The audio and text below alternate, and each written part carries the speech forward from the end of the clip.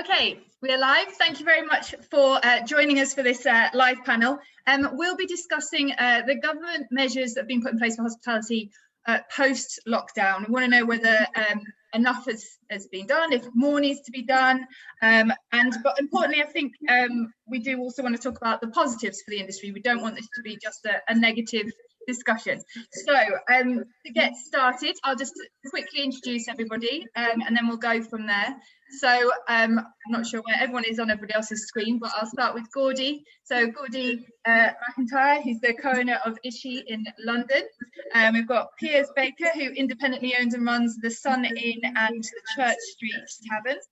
We've got Jonathan Downey from Hospitality Union and the hashtag National Time Out campaign.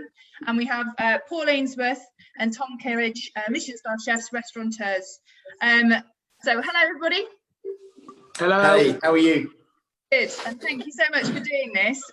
So to get started, following lockdown, we've had a couple of weeks now where everything has eased a little bit. What is the feeling among your staff, among customers, and those of you, obviously, that you speak to in the industry? Who wants to go? Who wants to go first? I'll go first. Okay, Paul. There we go. The team have been incredible through lockdown, and it gave us an amazing opportunity to take a real helicopter view of what we do. And put in, new things that you don't always get the time to do when you're on that merry-go-round of like running businesses. So that was a huge positive from the team, and it didn't change when we came back. I heard some sort of from other friends in business, that the staff were a bit kind of, complacent when they got back, been out on furlough for too long. But everybody got back straight to it, and we had no choice. With the minute we opened our doors, Cornwall has been, like absolutely full on. And it's been the same with the customers. The customers have been, just brilliant. But we put the time and the work in and the effort of making sure that the places felt safe. And we tried to make the whole thing as classy and as great as possible, but at the same time, people felt safe. And that's been the general feedback. Everyone's in a very good mood. Everyone's enjoying themselves. And the one thing that we found that I thought might be a bit difficult, people don't like being told what to do, or they find it patronising. And what we found is we've designated someone on each of the doors to all the places just to explain what it is when you go in, what's going to happen. And even if you might sort of go the wrong way, say somewhere like the Mariners that has a traffic system, and everyone almost wants to be told what to do. We found everyone's almost like, do you know what? Yeah, can you tell me what to do? So yeah, very positive. Okay. What about you? Same for you? Tentatively positive. So the Hand of Flowers, we were in a very fortunate position that we opened on July the 4th on the Saturday. But the people that were booked there have been booked in for 7 or 8 months prior in advance. So for that day, it was fine. The Sunday was good. The bookings midweek are now fully booked for the next 2 or 3 weeks for the Hand, which is amazing. However, it is very, we have no long-term vision of it. Obviously, things are normally a month to 3 months in advance, whereas now it's not quite that position. So we are a little nervous moving forward. Obviously, like everybody else, we've had to borrow a load of money to be able to just get to the point where you can reopen and move forward. So much work has gone into trying to get everything in the position where we can be operate in a really safe and comfortable manner, not only for the guests, which is incredibly important, but for the staff. For us, the point of view is the staff coming back to work and being able to operate in that safe environment. The energy level has been fantastic from all of the guys coming back. They really wanted, they've been so enthusiastic about trying to get everything right and making sure that people feel warm and welcome. But that's Marlow. The rest, we have, other sites up and down, one in the centre of London and one in the centre of Manchester. And the outlook and the view of that is very different. It has very different challenges. London is, and I'm sure Jonathan will come on to it as well, but London has it's a whole new set of challenges where that travel and tourism from overseas and a workforce that isn't there, that are all working from home mobile. And it's very similar in Manchester. It's slightly more residential and a bit more energy, but we're not looking at open that till September. So it's relatively positive. That first Saturday that everyone thought everyone was going to go mental and bizarre and get drunk in pubs and it was going to go over the top. I think come Sunday morning, it was one of those senses of slight disappointment. There wasn't as many people out as people had hoped for, particularly for wet-led businesses. So it's positive that we're moving forward. It's positive that we're open. It's great that the industry is embracing new technology in terms of like menus and apps and, you know, track and trace and looking after staff. But it's a long road back to it being normality or 10 months prior to what it was. Yeah, okay. And Jonathan, what's the feedback for you? Because you've been a very much appreciated mouthpiece throughout this lockdown, you know, putting across the issues that are really people in hospitality really care about. So having now had a couple of weekends of being open, what's your thoughts on it and what's the feedback that you've had? Well, I get feedback from all over the UK. It's interesting to hear what Paul has to say about Cornwall especially, and that's great news that you're doing well down there. But it is, as Tom suggested, miserable in the centre of London generally. You're looking at about 30% of normal sales. I heard last week that we've got a site in Canary Wharf. We've got 6 sites in central London. We've got a site in Canary Wharf that only 10% of the office workers are back in Canary Wharf at the moment. And they don't expect that to get to as high as 40% until September. So businesses, you know, bars and restaurants, pubs just can't operate at those levels of turnover footfall.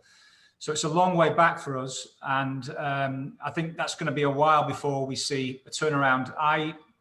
You go 6 sites in central London. I might have 1 left at the end of the year, which is pretty grim reality for me, especially as the business model for my street feast venues was so strong, you know. And I think that if we're falling over because we can't agree rent deals essentially with our landlords, I've only agreed 1 out of 6 rent deal, although we're now talking to a second landlord having been ignored for so long.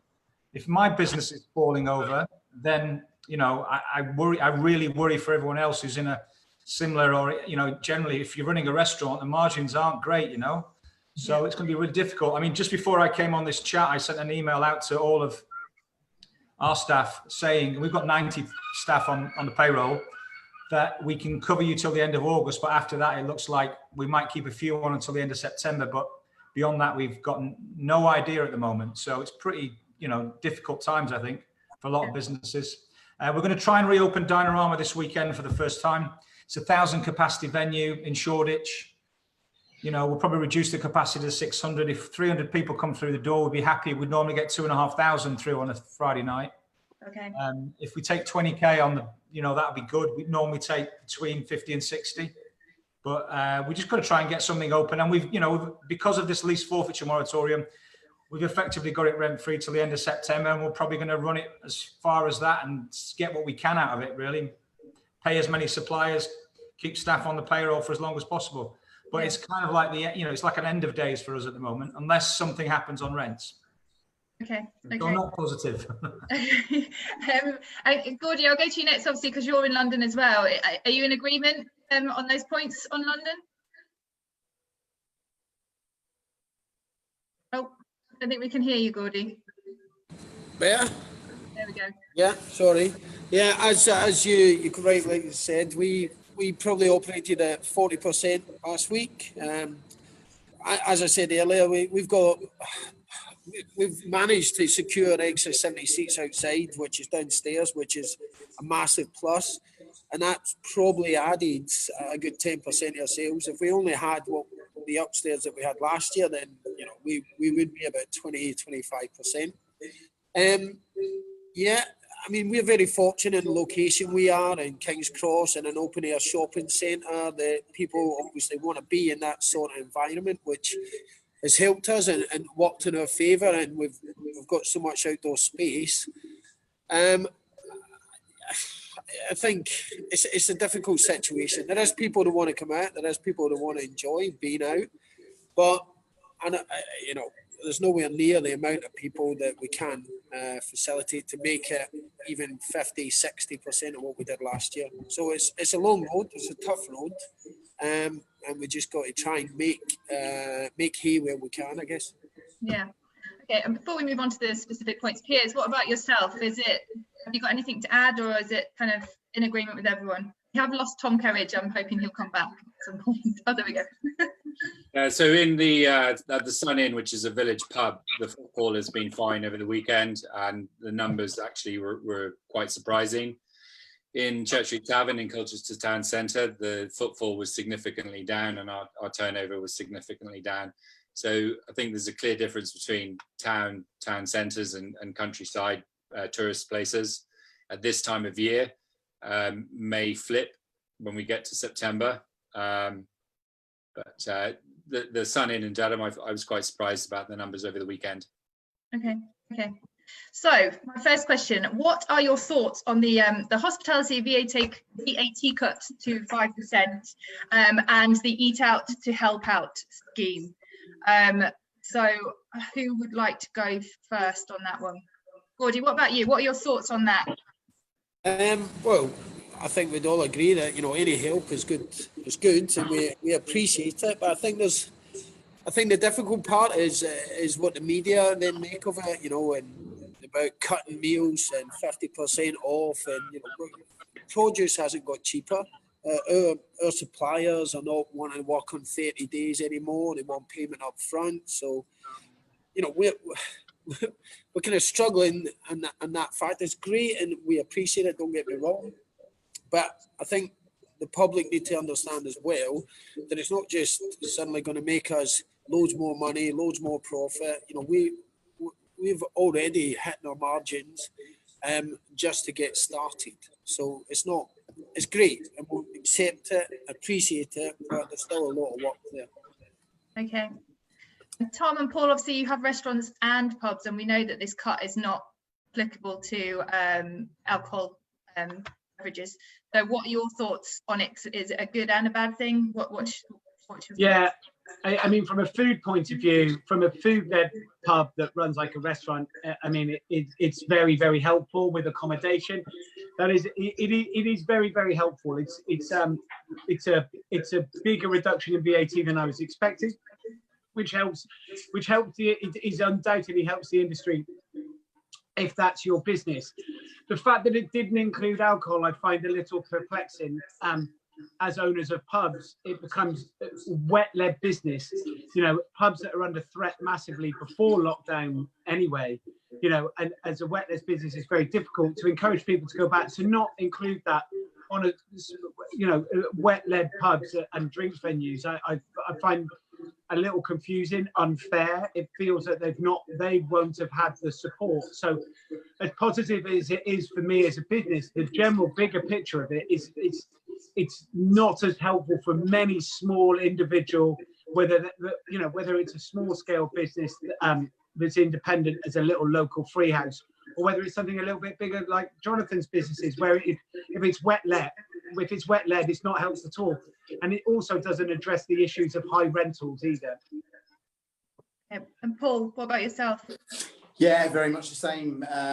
It's like you say, for the restaurants, it's okay. The Mariners is, is, although we kind of, it's a food pub, of course it is, because, you know, we're in there, but, you know, the drinks is what makes the Mariners work. You know, the Mariners is in a location, Rock is far more seasonal than Padstow. And that would have been a massive help. We all know that VAT on hospitality industry anyway is challenging compared to other sectors. But the positive, like any of these, they're aids, aren't they? And they are there to, you know, for us to be able to hopefully, the biggest thing for me is keep my team on and not make redundancies, and they're there for us to be able to keep our companies alive and keep the people employed in them, and, you know, keep that unemployment down. So yeah, I'm sort of, it's good, but it's not without its flaws, and especially like from wet sales. Yeah. Jonathan, what about you? I mean, reading through Twitter, social media, pubs did feel very much like they were left behind. I saw a lot of comments. What would you say on that particular topic, on the VAT? Yeah, well, we expected him to reduce VAT, and he could only reduce it to 5%. That was the only option he's got under EU law in the UK.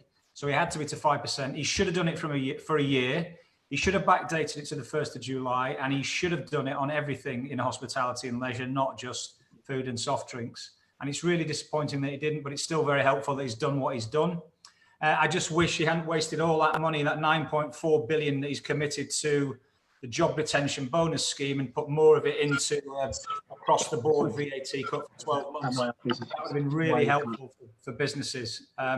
And it is about protecting businesses so that we can save jobs. And I think he's not done a very good job at this sort of like this summer statement he came out with. And we're now waiting to see what he comes up with next, because it's not going to be enough for most businesses. Every little helps, but it's not adding up to enough measures to save enough businesses, I don't think. And so he still needs to do something. And I just wish he hadn't wasted 9.4 billion on that stupid job retention bonus scheme. Is everyone in agreement in that on the bonus scheme? Would you rather that money had gone somewhere else rather than that? Piers? No, I mean that it's all very well getting a bonus for £1,000 for one member of staff in January, but we can't keep them on if we don't have the trade. So, you know, we can't hang on for that. And we employ quite a lot of part-time people who probably earn under, you know, £520 a month. So that won't apply to them. The help could have been directed towards people that are going to potentially lose their jobs. And I just think that on the whole, the government is just trying to do little bit by little bit by little bit. And we just need a big bit sooner to give everyone more confidence in how we're operating, and also then for customers to come out and sort of reap the benefits of then what we can do. But this bit by bit, it's not really helpful. Okay. And obviously these measures that have been put in place, you know, that they're great, and like you said, every little does help. You know, even government can do that, but getting people to actually go out, and you've all kind of said that you know there wasn't that, and that first weekend where everyone went mad, and you do need more people through the doors. Is it kind of irrelevant what the government does if we can't get the customers to come out? No, I mean, for our point of view, I think what the government is doing is... Oh, sorry, Gordy, we've lost you. Parts are incredibly helpful, and I think encouraging the people to get out there as much as they can do is very, very helpful. I think sorry, technical difficulties. Does anyone want to pick up? Who is? Yeah, Yes. Go on, Jonathan. Just quickly, the government spent tens of millions of pounds on a campaign to get people to stay home, which was very effective. They need to start spending some money to get people to come out again. And they need to make it simpler and easier for businesses to operate, not make it complicated. I went shopping on the weekend just in Covent Garden, and which was empty, by the way, and it was really difficult to spend money while I was out there trying to do my bit. Okay. Gordy, have we got you back? We missed what you said. Me? Yes. I forgot what I was saying, mate. Getting old. No, listen, I think what the government have done, what they're doing, they, to a point, it's very helpful to encourage. Yes, it's great. What more they can do, I think there's a lot more. There's so many industries and there's so many different sectors, and I understand the pressures that they're under. But sometimes it does feel that the money has gone in the right way. Yes, giving everyone £1,000 for every member of staff that stay on is great for smaller businesses. But you know, there's huge businesses there that don't. You know, big corporates that they will be busy anyway. Perhaps, yeah, like Jonathan says, that money could have been spent in a different way that supports more in the way of the small independent businesses. Yeah, I think for me, picking up on, like Jonathan says, on the job retention bonus, it's exactly, it's your location, isn't it? You know, for us, that's going to be no help whatsoever. You know, I think it's an average from November, December, January.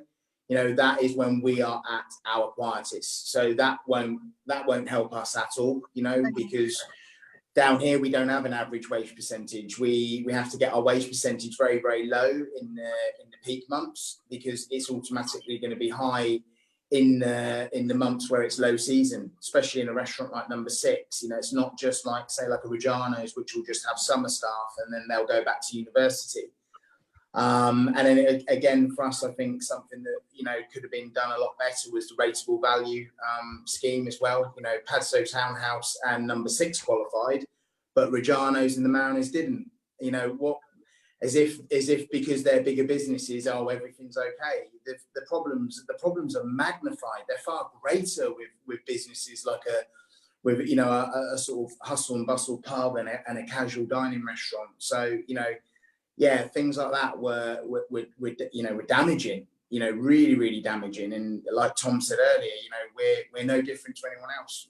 Me and my wife have borrowed a significant amount of money to keep everybody in a job and to keep our company, you know, alive. And as Jonathan says, there needs to be more done, because there's only so much debt that we can continue to go into before it's not viable anymore. Yeah. And I suppose it's not applicable to all of you, but I do want to talk about rent, Jonathan, and obviously your campaign, the National Timeout, and the pausing of rent. Maybe you could tell people who are watching a bit more about that if they don't know, and why you're really pushing for that. Well, I was very pleased that the government brought in this lease forfeiture moratorium a day after the March rent quarter date, because that gave us all some breathing space. We've had that extended since to the end of September now, and that's 6 months is not far off the national timeout I was asking for. Ask for a 9-month breathing space, within which we need government to provide a framework and a kind of a new arrangement so that landlords and tenants working together and landlords and banks working together can just agree a national rent deal that applies to everybody.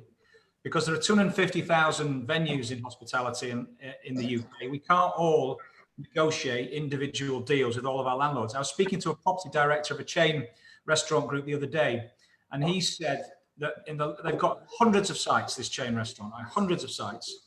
He said they've had 5 people on it full time for 3 months, and they've only agreed deals on 50 sites. So they've still got hundreds to go, and they've got 5 full-time people. This is a well-resourced national chain, and that's how difficult it is. And government knows this, and they know they need to step in. And I think they're just reluctant to, because the real estate lobby is strong, and they all vote Conservative. And you know, I think they're some of the richest individuals and some of the wealthiest companies in our country. They need the least help, but we have to help landlords to some extent. They've now got access to the C-bills, which they didn't have.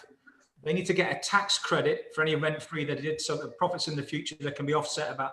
They need a little bit of help, and then they'll help us. But the government still needs to act. If they don't act, there's going to be this rent apocalypse at the end of September. Again, they may extend it to the end of December, but we'll see. But it's always postponing it. It's always postponing it. And Rishi needs to sit down, or someone like Alok Sharma needs to sit down and deal with this problem, because it's not going to go away. And I've said from the very beginning, if it's not dealt with, 50% of hospitality venues won't reopen and 2 million jobs will be lost. I already think that 25% are gone for good and 1 million jobs are gone.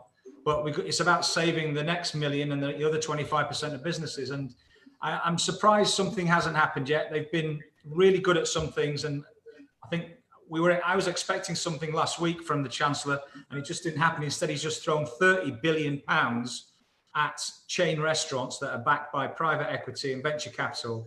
It's just going to help them repay those, those investments and those borrowings. When, if 4 billion would pay the rent for every single hospitality venue in the UK for a year. It doesn't need to be that generous. It could be half of that. We got 6 months rent free, and then we were on turnover rents, but he needs to do something. I worry that the cash has run out and there may be no more to do anything. But my idea for a national timeout doesn't cost the taxpayer anything. It's about sharing the pain between the tenants, the landlords, and the bankers. And something needs to be done. Otherwise, everyone that I'm talking to that's not reopened yet, nightclubs and places like that, they're going to be gone. So we'll see. Yeah. And Piers, I know you've been behind the national timeout as well, haven't you? So have you got anything to add? Well, yeah, just Jonathan's right on the individual negotiation nature. My landlord's he's got 850 pubs, and they say they want to negotiate everything individually. Well, I'm not aware of any deals being done yet. And it's just, it can't be done in sort of individual nature, because we're all kind of in the same position. So it's quite easy to work out what needs doing. And they will wait. They will just wait, and they will wait, and they will wait, and they will wait. And on the one hand, I think the government think, oh, well, maybe something will give, but it'll be us. It won't be them. Okay. Gordy, what about you? Because I know you're in a slightly different position when I spoke to you about rent, aren't you? So maybe you can talk about your thoughts on it. Sorry, I think you're muted, Gordy.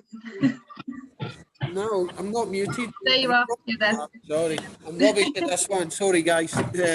We have a slightly different thing set up because we sublease the top floor, obviously, for the restaurant with a shop. Our big issue is, because we're in a shopping centre, is the fact that we're getting chased for service charge for the next quarter, for the quarter when we were shut. And we're trying to negotiate that side. And it seems like you're just talking to deaf ears. Now, if we're not open and we're not taking money and we have nothing coming in, it's quite simple maths. We don't have any money to pay. And it's at the moment everything's went silent. We're alongside Barafina, Coal Office, the Schumann. I think the feeling I get is everybody's just keeping still for the time being, hoping that people stop banging the door. But it seems like it's just building and building to a big crescendo where I guess some businesses here, they just can't simply afford to pay in advance stuff at this moment in time. They can't afford to pay anything until we open the doors and make some cash. And we're all being pushed and forced repeatedly, which is not very helpful at this moment in time for a small independent business like ours. Yeah, okay. And anyone else have anything to add on that? No, I'm good. Okay, that's fine. That's fine.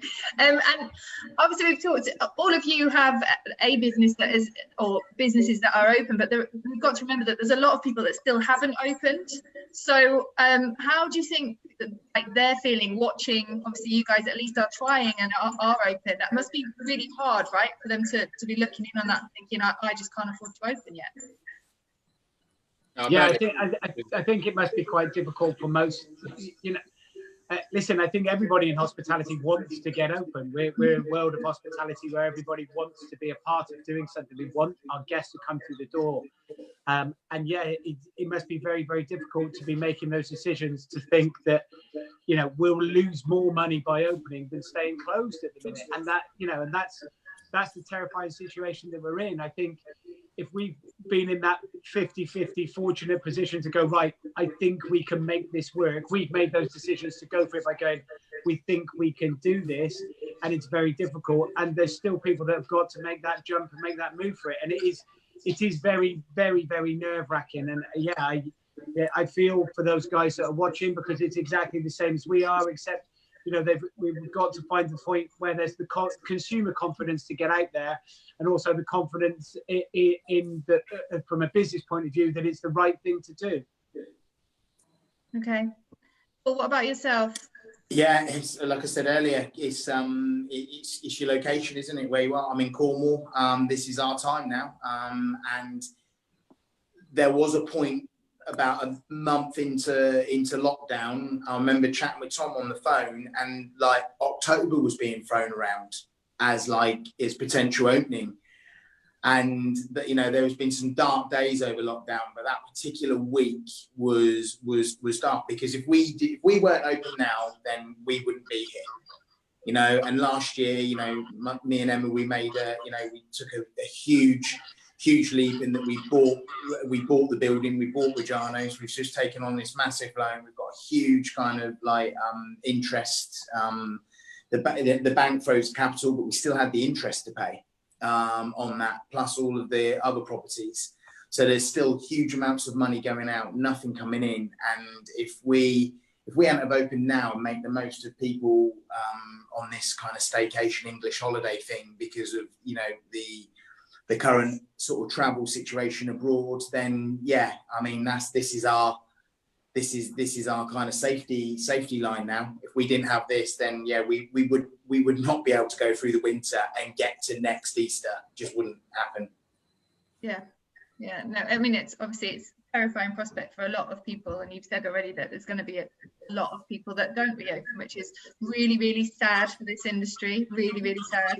And I just want to add to that as well. You know, like it's like I say to all my guys, we're not out the woods. We're open, but like for us, all of these bookings that we've got, yeah, it's brilliant. We've got loads and loads of bookings coming in, but they are July, August, September.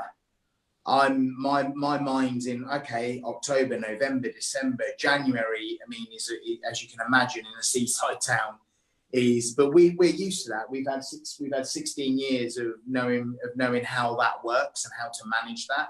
But we've never had in the whole time, like everybody, no money for pretty much the 6 months of the year, because for us, January, February, March, already poor months anyway. Yeah. Then we're closed for Easter, bank holiday, Whitsun, half terms, the beginning of summer. So yeah, we're just kind of like sort of banking what we can now, and but we've still got I think Tom said earlier, a very, very long way to go. Yeah. I mean, and talking about bookings, I have got a question from Facebook, and obviously, Tom, we discussed this before we came on about no-shows, and as I've got you, then we might as well talk about it. So yeah, why not? I've been talking about it all day. So, as well as everything else that you're dealing with, we're back to this age-old question of no-shows. How do we stop no-shows? This is the last thing you need on top of everything else that you're dealing with. So, talk us through what happened and what you said. Well, I mean, I put an Instagram post out. We had around about 100 covers booked for Kerridge Bar and Grill in the centre of London for a Saturday night, and we had 27 no-shows. So, that is, and that's no-shows of confirmed bookings. That is, that's over a quarter of your revenue that's just disappeared. That we manpower for, we buy food for, we get ourselves set up for, and for them to not show up, it forces you into a very difficult position and an uncomfortable one to question. We are slowly bringing people back. From London point of view, the full team is not there. We're bringing slowly people back from the furlough schemes and putting them into full-time work, and we're going, okay, and this is what we need. And you tentatively look at the bookings, and you are hopeful that that's where it holds it, but you hope that you do more, not 25% of the revenue just disappear. And it's not, to be honest, it's the same old problem that we've always had within this industry, except now it's highlighted even more so because you're bringing staffing levels back, that you're trying to secure people's jobs, livelihoods, their careers, their families.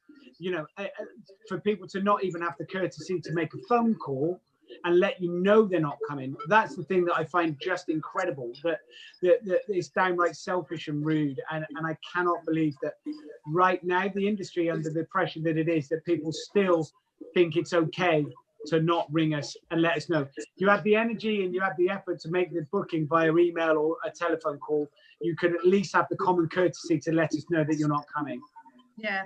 So how do we stop this? How do we make a change? Because like you said, it's not a new thing. This is something that's talked about before all of the coronavirus and everything that happened. Well, look, I mean, the Hand and Flowers, we have a cancellation policy and a booking policy, and many kind of, I suppose, more well-known and top-end sort of restaurants have that in place anyway, because it's not very often the Hand and Flowers you get a walk-in table of 4. And people are booked that far in advance, and the same for many big name chefs, and the same sort of thing for Paul down at number 6. People book their months in advance to go and eat Paul's incredible food, and the same for chefs up and down the country. But this isn't about me. This is about, again, the small little individual and independent guys that are often forced into a position where they feel uncomfortable asking people for their credit card details and letting them know that there's a booking policy, because the guest and the consumer doesn't feel comfortable giving it to a restaurant, even if it's a small place that, it just has a lovely way of life and a living, where a little individual guy just gets on with it. And they suffer massively and hugely, the same as ourselves. And I find myself, I suppose, in that position with a little bit of a media profile, that when I say something like that, it's a reflection of the whole industry, and it listens. But when a little guy somewhere in a little restaurant that's trying to make a living says something, no one's listening. So now, hopefully, if people are listening, that perhaps it gives restaurants the opportunity to be able to take reservations with a booking system in place and a cancellation policy. Because having to remove tables, a loss of revenue already, the worry about staff and people bringing people back for the furlough scheme for everybody is huge. So this maybe is the opportunity and the time and the place for smaller restaurants, independents, and everybody to go, there is a cancellation fee. Very, very similar to when you buy tickets to the theatre or the cinema or a football match. You've bought your ticket, your seat on a plane, you paid for it. If you're not going to go, you can resell it, you cancel. Let people know. If you're not going to go to the theatre, they can resell the ticket. You know, you can resell the ticket. You just have to let people know. Yeah. That's the main thing. It's no different to go into a restaurant. You know, I just find the whole thing incredibly short-sighted and very rude. Yeah, okay. Gordy, Piers, what about you? Have you experienced any no-shows over the past couple of weeks that you've been open? Well, no, because we decided to ask people for their card details from reopening at Church Street Tavern in Colchester, where we did have card details for parties of 6, because we get a lot of no-shows for that. But when we reopened, because we were booking tables for drinks only, we asked people for card details. It was on the online system. We just wanted 24 hours cancellation. Any cancellation was fine. And we've had no issue. People have accepted it. A couple of people have queried it, mainly old customers who are already on our system. We can flick a switch and that they won't be required to do that anymore. So we've done it. We're going to stick with it. And, you know, people shouldn't have an issue with it if they're not going to, you know, if they're going to cancel properly. Okay. Yeah, I mean, that's the thing. I mean, it's not rocket science. It's just a phone call. Let us know. You know, it's 48 hours, 24 hours before. Just let us know. That's the thing. I mean, if you shouldn't be upset by us asking to take a cancellation policy if you're going to turn up, because if you're going to come, it doesn't matter. Yeah. We kind of took the same boat. If you're a genuine booking, you shouldn't have a problem leaving your card details. If you're 100% going to come, then yeah, you know, I've booked many places myself. I'm sure we all have. It's just, you know, if you're going and if you're not. This thing of booking 4 places and making a judgment, it's just not helpful. It's not, you know, it's just not, we can't continue down this road. It's been like this for far too long now. And people need to understand that, you know, as Tom says, you know, we're running a business to what they book, to the numbers we know. We can't staff at levels if we don't know. And it's, yeah, we've operated a small cancellation fee on every booking. We take cards for every booking at this moment in time. Some people don't like it, but I just tend to think that's not a genuine booking. So I wouldn't take it. Yeah, well, like I said, it's among everything, it's not helpful that is happening also. So hopefully, well, you said you've had lots of comments, Tom. Hopefully people will start to take a little bit of notice. So yeah, I got a full afternoon of doing all sorts of stuff, talking about it. So I'm going to shout. I think I'm on news night as well tonight. So yeah, the more we can shout about it, the better. Yes, definitely. So back to the government measures. We've discussed what has been done. Are you expecting them to actually do anything further for hospitality? If yes, what are you expecting? If no, other than what we've already discussed, is there anything that you think they should definitely, you know, be doing? So, Jonathan, what about yourself? Are you expecting anything else to come in to help the industry? Yeah. There's definitely, he's got to do something on rents. He can't just ignore the damage that will do. And what we've seen is a lot of support for the sort of, like, you know, the corporate sector of our industry, and very little for the independents. I don't know what percentage independents make up of hospitality, but it's a significant and important part. And the next generation of corporates start out as independents. You know, you think about brands like Pizza Pilgrims and Honest Burgers and stuff like that. And I think, you know, that sector is very well represented by our trade body. Independents, not so much. And so the Chancellor needs to do something about that. I'm surprised we haven't seen the £51,000 rates threshold raised for grants, but I don't think that's going to happen now. I think we'll see some more incentive stuff, like they'll relax some of the rules about EIS investment to encourage people to support businesses, you know, coming out of this. What else was there on the list? Well, we're not going to get any help with insurers. So that's pretty much it, really. Something on rents and something on, maybe something more on grants for some of the, you know, up to 150k or whatever the threshold is. Okay. And anyone else, anything else that you would like to see happen or that you think is going to happen? Or I mean, I agree with Jonathan. I think it would be nice to see much more done on the rents. But sadly, I feel that the government have gone, okay, that's hospitality done. That's kind of, I feel they've gone, right, we've given everyone a £10 voucher to go out for lunch, and we've reduced VAT. I feel that might be, I think they might be going, that's it, guys, get on with it. Okay, you're all nodding. Are we all in agreement there? Yeah. I'm not nodding. Don't get me wrong, I'm hopeful, but I've got a horrible feeling. I saw my local MP on Saturday night. He's a Conservative, and he indicated that they're still listening. And I think it's really important that everyone who's got a business is tell your MP what's going on, because they will get the message hopefully to more important people in government. So, I mean, he may just be saying that, but so far he's helped quite a lot. So I'd say to people, just tell your MPs what's going on. Yeah. We just need to get Marcus Rashford on it, and then it'll happen. Dear Marcus Rashford. And I think just to finish on a positive, if we can, is it nice for you to have at least opened the doors and be back, because that was a long time of sitting doing nothing, which chefs that I deal with every day never do. You never sit still and do nothing. So is it nice that at least there's a step in the right direction? Yeah, I mean, it was massively emotional for me. I'm not very good with my emotions, and you seen people coming back and loyal customers. It was just a great feeling, and I think Paul mentioned before, I think the biggest, proudest one was getting our guys back, and their reaction and their drive and how they've got us to this point is incredible. It's what I know what to do. It's all I know what to do, and it's hopefully what we can continue doing for a long time. Yeah. Okay. Everybody, we are all nodding here. We are all nodding. Yeah. No, it's good. It's good to get back open. That's fantastic. It is. It's great for the staff. It's great for morale to get moving. However, we need more traction. We need that snowball to start picking up more snow. That's for certain. Yeah. I had a brilliant first week of eating. I just put it on Twitter that I ate at the Sportsman in Sea Salter. I went to the Fordwich Arms.